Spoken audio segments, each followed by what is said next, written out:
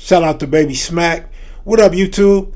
Today we're going to profile one of the most known but least talked about drug kingpins in all of California. He went by the name Fast Eddie. Taking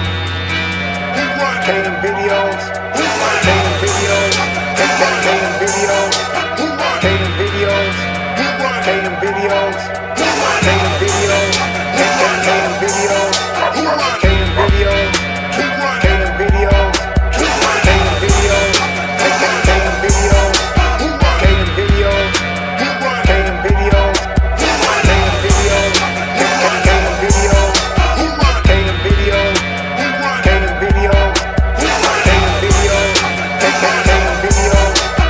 taking videos, taking videos, taking videos, taking videos. Edward Stanley Jr.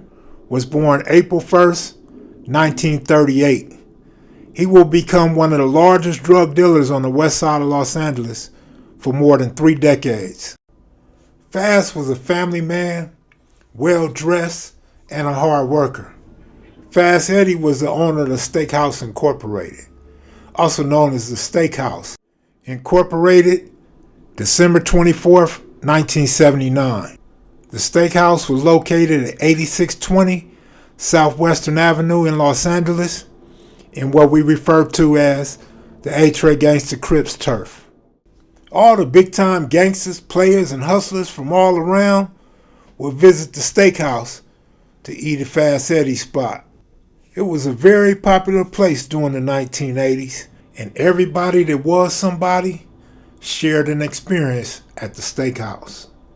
Eddie was a friend of mine. Tootie was. Rest in peace, he was a friend of mine. During the mid-80s, a lot of Crips began to mingle in with the high rollers at Fast Eddie's Steakhouse. One of the more notable OG Crips, Greg Batman Davis, provided security, friendship, and protection at the Steakhouse. In Batman's autobiography titled Greg Batman Davis, Original Gangster, he says the Steakhouse often had live performances by blues acts, which drew an older crowd. There was rumors circulating in the streets that Fast kept legit business away from street business, so he didn't do any drug dealing at the Steakhouse. Fast owned houses throughout LA County, including in Windsor Hills and Lower Ladera Heights. Eddie was deemed untouchable for a long time because the feds and local authorities, they had a good idea what he was doing, but they could never catch him in the streets dirty. He was too elusive and too smart. He even put businesses and property in his lady friend's name. But by 1990, the government labeled him the leader of an interstate drug trafficking ring. The organization allegedly operated from California to Tennessee, including cities such as Memphis, Southgate, Downey, Las Vegas, Los Angeles, Compton, and so on and so forth. They were on him, but they still couldn't catch him. After more than a 2-decade run, things started to unravel for Fast. In February 1990, he was accused of assaulting Earl Frost Jr. at the Steakhouse. Almost a year later, in January 1991, while on probation for a conviction of being a felon in possession of a firearm, Fast Eddie offered to sell cocaine to an undercover drug enforcement agent and asked the undercover agent could he obtain several handguns for him. The famous Steakhouse would close soon after, and then in July of 1996, despite having been previously convicted of being a felon in possession of a firearm, Fast Eddie tried to sell 5 ounces of heroin to another DEA agent, which was a confidential informant. He told the informant that he wanted to buy 3 9mm handguns. The once so ever elusive and clever Fast Eddie was starting to do business in a questionable manner. The dudes he was starting to deal with, they weren't like the old school keep your mouth shut type of dudes. They were informants. In LA, you know, we the way we rolled back in the early 80s, we had codes. You know, we didn't tell, we didn't snitch, we wasn't rats. You can't come and talk to her. We didn't take pictures, you know. And then in the mid 1990s, the FBI launched an 18-month investigation into Fast Eddie's drug ring. While listening in on wiretaps, they were able to slowly dismantle Fast's operation. They seized $500,000 in cash that was hidden in a vehicle. They found 24 kilos of cocaine, a bunch of stolen cars, and 26 guns, according to court documents.